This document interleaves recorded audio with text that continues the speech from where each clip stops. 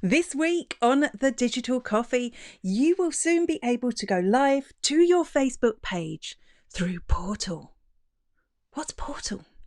Instagram is becoming the place where people go for their social media news, and people are doing their grocery shopping on Pinterest. All that and more after this.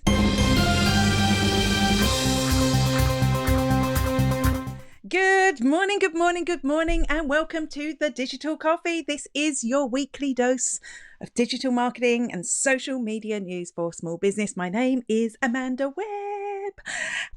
Imagine going live on Facebook without having to fiddle around with your phone and get it up on a tripod and switch on all the things so that you don't get interrupted by phone calls, or you're having to set up your computer on top of a load of boxes in your office and close down loads of apps that suck the internet. Imagine you could go live without having to do any of that.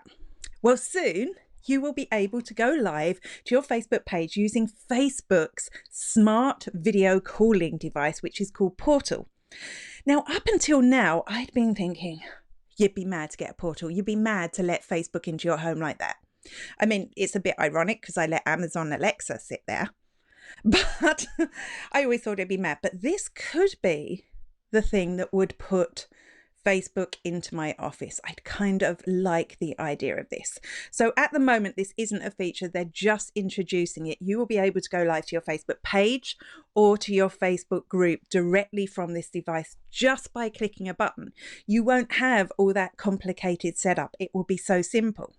And the other thing I love about Portal is you could leave it set up. You could get the right angle, everything set up in your office, in your kitchen, whatever your business happens to be. And then you just go to that device and you click the button and there it is, live. It makes it so much simpler. They're also adding rooms. You'll be able to do your rooms calls. So if you're using rooms, if you join my Facebook group, search for Spiderworking's Digital Marketing Superheroes. If you join my group, we do a room once a week where you'll be able to talk to other people. You'll be able to do that directly from your portal as well. So by adding these business tools, and we know they added something similar to their workplace product a few weeks ago, they really are encouraging more businesses to use Portal. And you know what? It's got me. I think I kind of want a Portal now. If anyone wants to buy me a Portal, it doesn't seem to matter what it is that you sell online. You need to be on Pinterest. You totally need to be on Pinterest. It is the home of e-commerce. It's not just for people who sell clothes and home furnishings, although we know that those are really popular things to sell. It's actually everything, as proved by some statistics and data that Pinterest put out this week about shopping online, and a spike that they've seen, a massive spike that they've seen on people buying their grocery shopping through Pinterest. So they've gone to Pinterest, they found what they want and they bought it, which just seems bizarre to me. They saw a 70% rise in grocery shops originated on Pinterest in March 2020 compared to February. Now, we all know why that happened, right? We totally know why, because this thing happened. But these trends are going to stay. So I suppose the big news from this, there's nothing else for me to say except for if you sell something online, abandon one of your social media accounts if you have to go and focus on Pinterest. It is the place where your e-commerce is going to be. Last week, we talked about Twitter possibly giving us the chance to verify ourselves again. And I was kind of excited about this because I was talking about how businesses could do really well if they were verified. If there was a way to verify a business to say, this is legitimate, you can buy stuff off these, they're okay. I know they can't guarantee your business isn't going to turn bad, but I think it could be a really cool tool. But there's been an update, and it seems this new Twitter verification, again found by Jane Manchun Wong, is actually just going to ask you to upload your government ID. So there's good and bad here. Firstly, this is a bit like what happens on Facebook. If you ever get locked out of your Facebook account, sometimes they'll ask to verify that you're a real person by uploading your government ID. And once you've done that, you get access again. So in some ways, being verified like this will stop trolls. You're not going to get any more John 782382 who just wants to leave an abusive comment on your tweet. That's going to be gone. Or it could be gone if they integrate this with their new reply system, where you only let verified users reply to you. You know, that could be a really good use of this. But this seems to be different to the verification we know, doesn't it? People get that blue tick and they're really happy. This isn't going to be an exclusive club anymore. This is going to be most people on Twitter, which brings to me a couple of questions. Number one, does anyone here have a blue tick? If you have a blue tick, do you feel that the specialness of that, do you feel that like that award, that thing that made you feel so good is getting taken away? That could be kind of annoying. Are they going to have a two-tiered system? So there'll be people with the blue tick, which is still the special people, the people who are verified good sources of information, and then other people with another colour tick, maybe grey, because Facebook used to do grey. So we could see Twitter users with blue ticks and grey ticks. And the second thing is, of course, if you're a business, you can verify your ID, whoever runs the Twitter account. But if you're a big business, maybe a number of people use the Twitter account. So will there be a different verification process for Twitter for businesses who just need to add in maybe your company number, your VAT number, whatever it happens to be, and then you'll get verified?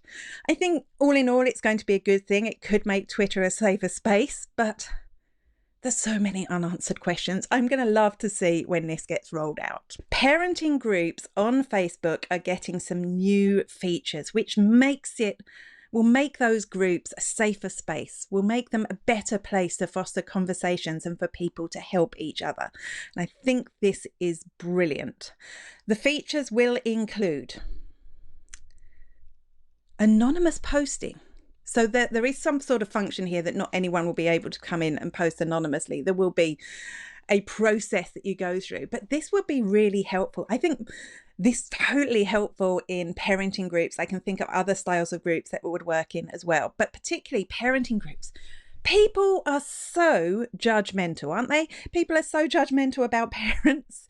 So if you are a parent and you've got a question, you want to put it out there, but you're scared that for the rest of your life, you will be tarred with this question, you can put it out there and get feedback on that question with nobody knowing who you are as a parent. So you'll never get that negative feeling with you forever. And I can see that happening to a lot of parents. Parents are scared to talk about things and suggest things.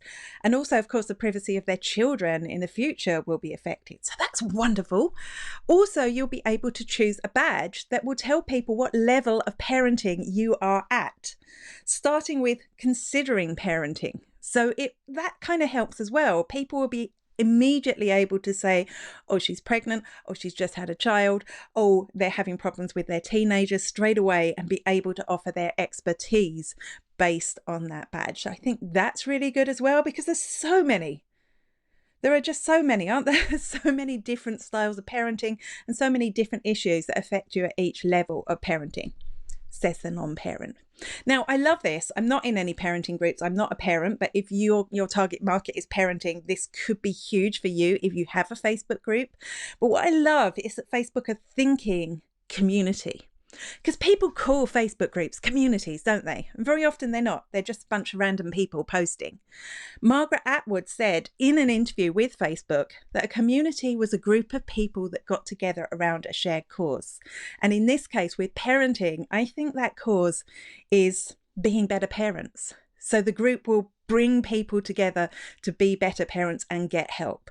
I really hope that you will be able to roll this out, or they will roll this out to other styles of group. I would love to see these sorts of features like built into business groups, to fun groups, just because if Facebook is serious about community, it needs to be more than a private space that we're in. I forgot the third feature. The third feature is that they're going to expand the mentoringship program. So you'll be able to get one-to-one help from another parent. I love it. I think it's great. What do you think? Is it rubbish? If you're a parent, tell me what you think. Creating lists on Twitter can be a really time-consuming process, can't it? So a while ago, Twitter released this thing that on your phone you could swipe left and right and it would swipe to lists. And when it came out, I thought this was brilliant because I would be able to access them quicker. Wait, what am I talking about? What are Twitter lists? Twitter lists are a way of, if you haven't used them before, sorry, I banged my microphone again. Twitter lists are a way for you to filter the tweets you see in a feed. So you can set up a Twitter list and you can add specific people to it. So for example, I have a Twitter list of the cats of Twitter.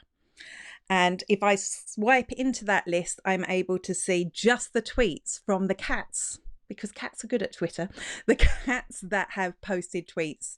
And that's my timeline. It filters it. And it can be a fabulous tool. You can set up a list of customers. You could set up a list of competitors. You could set up a list of people that you love. You could set up a list of advocates, influencers. There's so many different lists you can set up.